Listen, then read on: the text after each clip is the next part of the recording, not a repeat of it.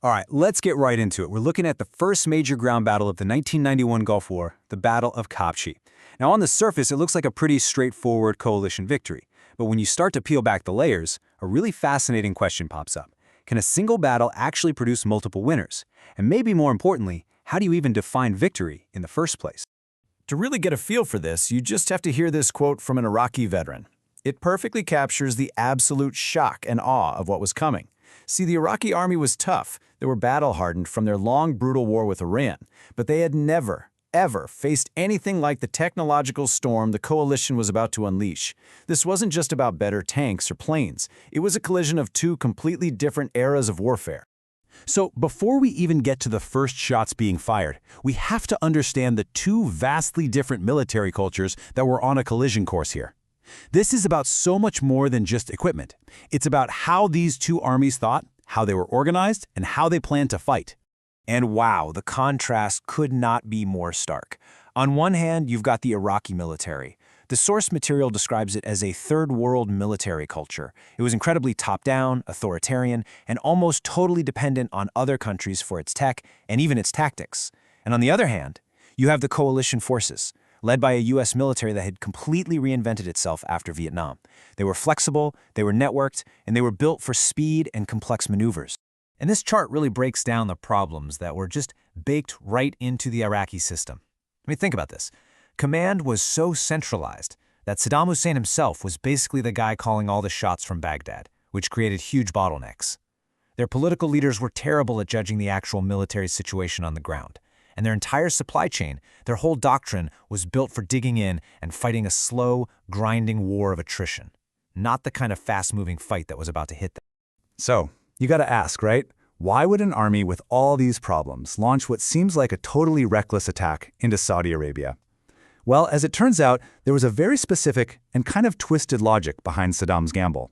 And there it is. That's the key. This whole thing, it wasn't really a military move in the traditional sense. Saddam knew he couldn't actually win the war, but he also knew he couldn't just pack up and retreat from Kuwait without looking weak. He needed a propaganda win. He needed a story, a myth of Iraqi soldiers fighting heroically that he could sell back home to save face. And the target for creating this myth was a small coastal town called Khafji. So, the whole thing kicks off on January 29th. Iraqi columns start pushing south into Saudi Arabia, and by the next morning, they roll into the deserted town of Khafji, pretty much unopposed. For them, Phase 1 was a success. But the coalition response was lightning fast. That very same afternoon, Saudi and Qatari forces were already leading the counterattack to take the town back. And what happens next is this really chaotic two-front battle. Down on the ground, it was a messy, close-quarters slugfest inside the city. But way up in the air, a totally different and much more decisive battle was taking shape. Yeah, I mean, just look at this picture. It really brings home the reality of the ground war, doesn't it? This wasn't some clean, sterile conflict fought on a computer screen. The fight for Khafji was a street-by-street, building-by-building grind, with tanks and soldiers clashing in the rubble. And listen to this quote from a U.S. Marine report on the ground. It just gives you this visceral sense of the pure ferocity of that counterattack. It was chaotic, it was intense, and it was a brutal, up-close fight to pry the Iraqi forces out of every single hiding spot. But here's the thing.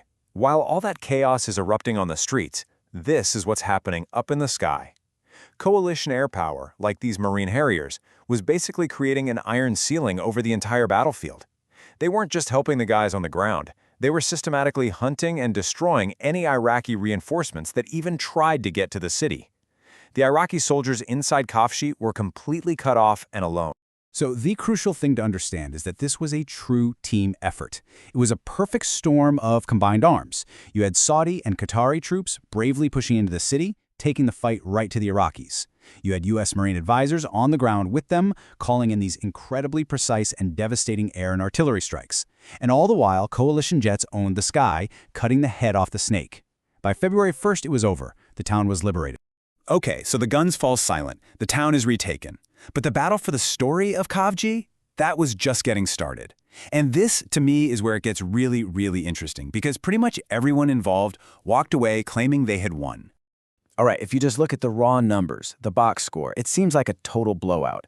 The losses were just incredibly lopsided. The coalition took relatively light casualties, while the Iraqi forces got absolutely hammered, losing hundreds of vehicles and probably way more soldiers than they ever admitted. By any normal military math, this was a crushing, humiliating defeat for Iraq. But the numbers don't tell the whole story. For Saudi Arabia, this victory was huge, and it had almost nothing to do with the numbers. As their commander, General Khalid bin Sultan, put it, this was a massive shot of confidence. They had defended their homeland. They had proved their soldiers could fight with courage and skill. For them, Khafji was this profound victory of national pride. It turned them into equal partners in their own eyes. Now for the US military, Khafji was something else entirely. It was basically a proof of concept. As Marine General Walter Boomer said, it confirmed what their intelligence had been telling them. The Iraqi army was a hollow force. It was a successful, low-risk test run for their coalition tactics, and it was a clear signal that the main Iraqi army would probably collapse when the real invasion began. And then you have the Iraqi view, which is honestly the most mind-bending part of this whole thing. They also called it a great victory. An Iraqi general called it a bright conflict in their history. So why? Well, because they had achieved Saddam's original goal. They had launched an attack, they had crossed the border, captured an enemy town, and held it for 2 days against a superpower. They got their symbol of heroism. So you end up with this incredible situation. You have one battle, one set of events, but 3 completely different verdicts, each based on totally different goals. For Saudi Arabia, it was a victory of pride. For the United States, it was a victory of strategy. And for Iraq, it was the propaganda victory they wanted all along. All of which kind of leaves us with this final thought, doesn't it? The Battle of Khafji is a powerful reminder that while the facts of a battle, the casualties, the ground lost or won, might be concrete, the meaning of those facts is anything but.